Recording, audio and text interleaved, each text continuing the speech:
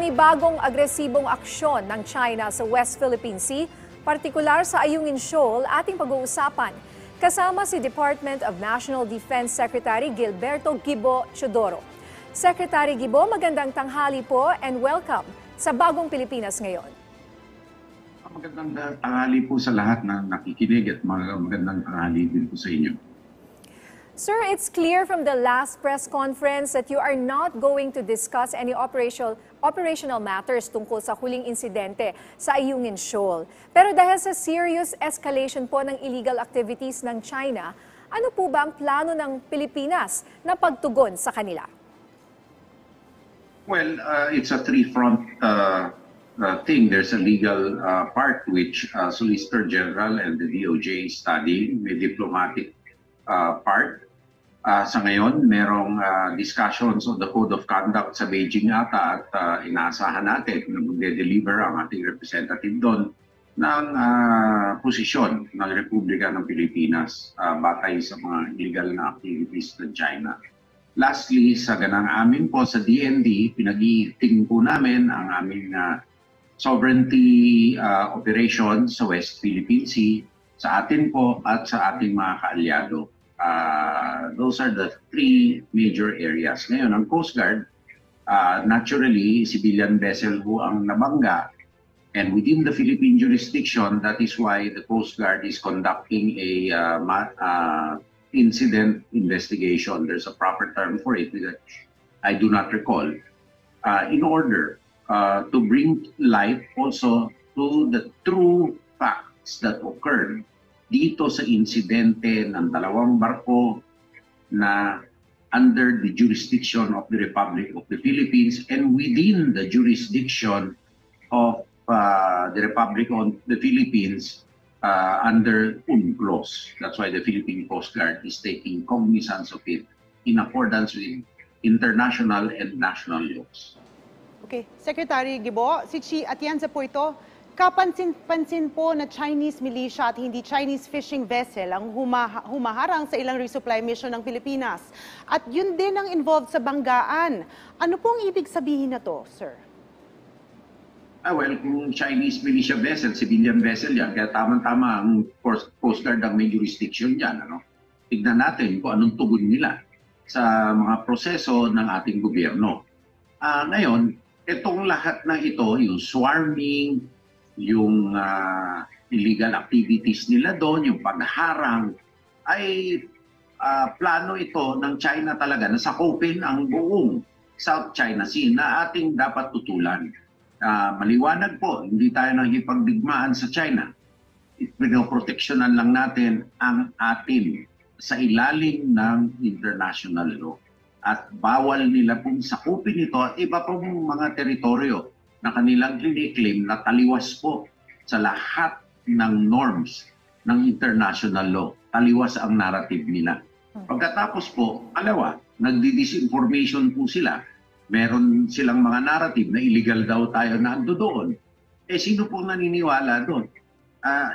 That is why the government under the president has said that we're taking this seriously because this is an affront to our territorial integrity, and it is a ridiculous assertion of international law or a revision of international law to suit their expansionist ends. No? Likewise, they're also planting disinformation within the country in order to weaken the political will and unity of this country. Kaya kailangan po nagkakaisa po tayo dito kung tayong maniniwala sa disinformation po ng China. Dahil ang narrative po nila ay lumalabas ang tunay na intensyon nila. Kunwari po ay peaceful, kunwari po maka-neighborly, ngunit sa likod nito iba ho ang hangarin. Lastly, I'd like to thank ang Chinoy community na nagpunta po sa atin kahapon at nag-pledge ng support against China sa pagtutol nila sa expansionist agenda ng China at pagkupkop sa South China Sea. And they told me na maglalabas po sila ng statement na sumusuporta sa posisyon po ng ating gobyerno. Kasi Pilipino po sila at they feel na just as agreed as us with this egregious acts of China. Sir, bago po tayo magtanong, may mga questions po dito no, mula sa iba't ibang media outlets. Gusto ko pong itanong sa inyo kung meron po ba tayong kaso na pwedeng isampa laban sa China. Gayong this is the first time, no, sir, na talagang binangga nila ang ating vessel. Maraming kaso na pwedeng gawin. At ito'y pinag-aaralan ni Solicitor General Guevara at ni Secretary Remulla. Ngunit doon sa collision mismo, iintayin po natin ang investigation ng Philippine Coast Guard sa insidente and then pag-uusapan po ng ating mga legal officials sa pangunguna ni Solicitor General Guevara at tignan natin kung ano ang gagawin nilang legal moves. Ngayon, marami po nagsasabi na useless daw dahil unenforceable daw ang mga kaso na ipapataw. It is not useless because every decision of an impartial international tribunal recognized by international law adds to the basis and the bulk of international law. It becomes a principle of international law which can bolster the claim of the Philippines and which allows other countries to join us because we are fighting for a rules-based international order and we are not fighting for anything else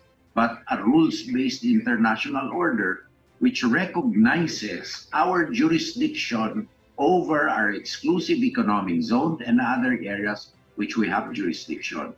Kaya po, importante itong mga exercise na ito. Okay. Secretary Chidoro, meron po tayong question mula kay Brian Sales ng GMA News. In a statement, Senator Joel Villanueva said that it might be time for the Chinese ambassador to be sent home and be replaced with someone who would prioritize adherence to international law. Ano po ang reaction niyo dito and will the government support the same sentiments? I will have to defer to Secretary Manalo in that question, on that question, because my jurisdiction is limited to the defense aspect. But whatever ambassador perhaps they send here will sing the same tune if Beijing doesn't change its mindset.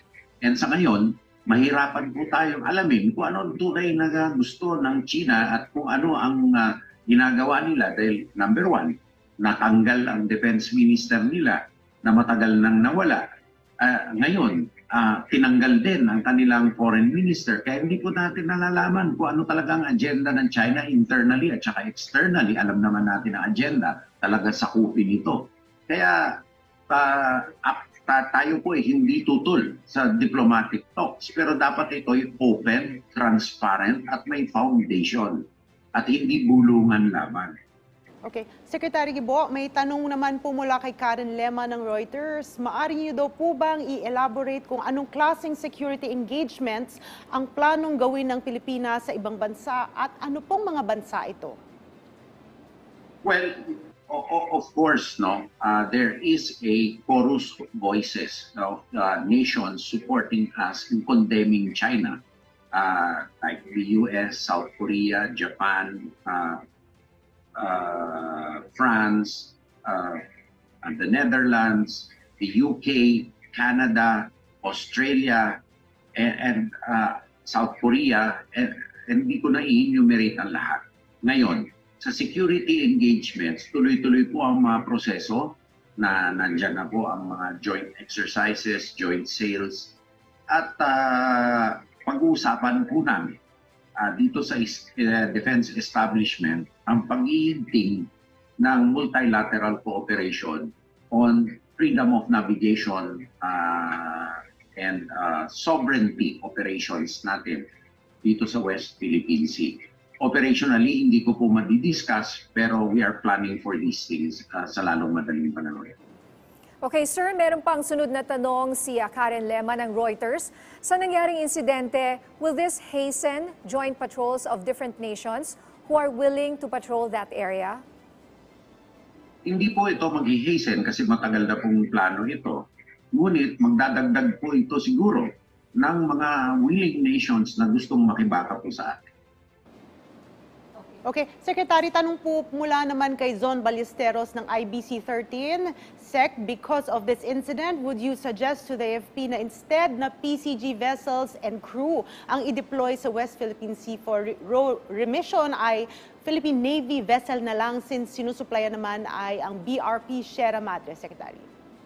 But that's an operational consideration which I cannot talk about. Although all the options are being studied right now for some concrete action on the matter. Okay, sir. Meron pang tanong dito mula kay Princess Jordan ng IBC13.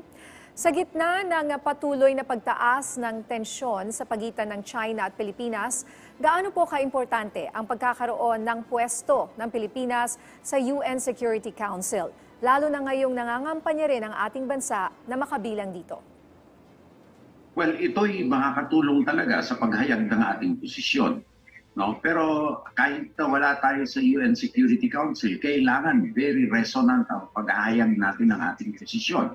Katulad po ng ginagawa natin ngayon sa ilalim ng utos ng ating Pangulo, no? Para mapaliwanagan ang ating mga kababayan at sa pangangailangan na pagkakaisa sa likod ng gobyerno ngayon sa kabila ng mga disinformation na ipinakikita ng China sa buong mundo at tinatanim dito mismo sa ating lipunan.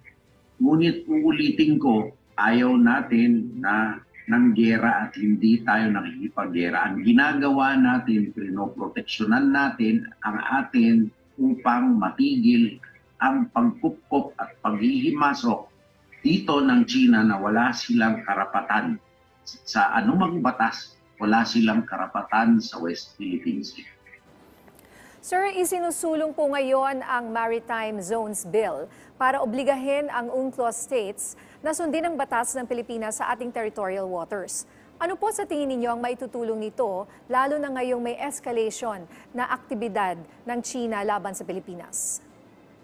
Ang tulong po nito ay identify ang areas na pwede mag-transit ang mga vessels freely sa internal waters natin. Kaya importante po ito para sa ganon, may klarong basihan kung saan tayo mag-ooperate at klaro ang jurisdiction natin sa buong mundo at sa loob. Pero hindi po ito makaka-apekto sa ating exclusive economic zone.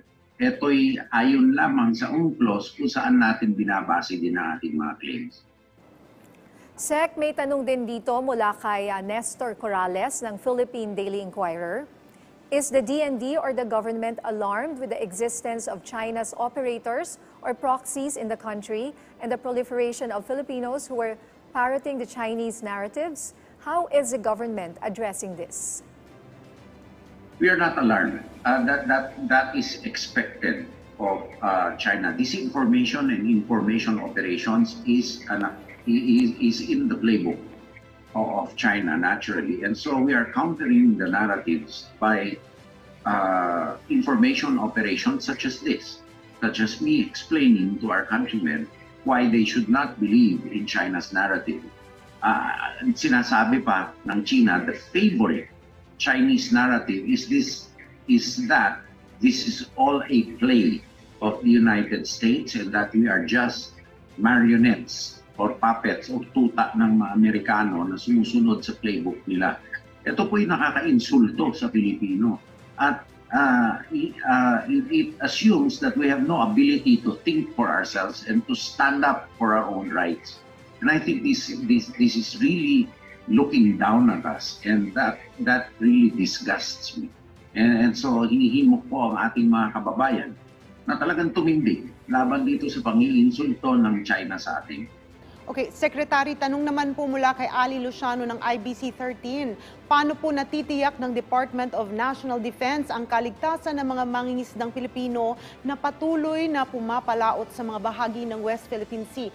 Ano po ang mga programa o aksyon na binibigay o maibibigay ng DND sa mga mangingisdang apektado ng sigalot sa West Philippine Sea? Okay, ang mangingisda po ay under the jurisdiction ng BFAR at ng Coast Guard. Sila po ay nakipagtulungan upang makapangisda ng malaya ang ating mga mangingisda. Ang supporting role po ang TND dito. Ngunit nakikipag-ugnayan po kami sa mga ahensya na to. At sa tulong po ng BIFAR, hindi lang po nila hahayaan mangisda itong ating mga mangingisda, kung hindi bibigyan nila ng kapasidad ang ating mga mangingisda upang i-upgrade ang kanilang mga vessels upang mas safe at mas matatag ang kanilang vessels at mas malaki ang mahuhol nila and magkumpul-kumpul sila sa cooperatives para sa ganon, hindi na itong mga klaseng mga vessels na nakikita natin sa screen ngayon ang kanilang gagamitin. So that is in the medium term. But in the short term, sinasamahan po sila ng BIFAR vessels kung saan pwede sila maggasolina, binibigyan sila ng tubig at pagkain. At ang Coast Guard po ay sinasamahan po sila. Importante po ito, hindi na po sa West Philippine Sea, kundi sa eastern portion ng West Philippine Sea. Tapos doon sa strategic basing na gagawin natin sa mga darating na panahon, ito ay joint seaports na gagawin hindi lang po military use, kung hindi Coast Guard use, at pwede pong safe haven at daungan ng mga fishermen at processors po ng fish para sa drying at canning or other products po. Okay. Tanong po naman mula kay Celerina Monte ng NHK, are we expecting any agreement to be signed with Japan during the visit of Prime Minister Kishida here early November related to West Philippine Sea issue? I am optimistic that there will be some agreement signed, and I am optimistic on the progress of the way forward on the reciprocal access agreement between Japan and the Philippines. Okay sir, bilang panghuli na lang po, may mensahe po ba kayo sa ating mga kababayan na patuloy na nakatutok sa isyong ito? Ang pinakamalakas po na sandata laban sa China ay tayong pagkakaisa natin Pilipino. Huwag po natin hayaan ang China na pahinain itong sandata natin na ang katatagan at pagkakaisa ng Republika ng Pilipinas, maging Ilocano, maging Bisaya, maging Chinoy na Hokkien ang dialect, tayo pong lahat ay may Republika ng Pilipinas na hindi lang po sa atin pero kinabukasan ng ating mga anak dahil energy security, food security at teritoryo at dangal ng Republika ng Pilipinas po ang nakasalalay dito. Ngayon, tumindig po tayo laban dito sa pangbabastos sa integridad at sa dignidad ng mga Pilipino. Magkaisa po tayo ngayon, huwag po tayong magkakawatak-watak dahil po ang kalaban po natin ay solido po sila sa kanilang layunin na sakupin ang South China Sea para gipitin ang supply chain sa buong mundo. Okay, maraming salamat po sa inyong oras, Department of National Defense Secretary Gilberto Gibo Chodoro.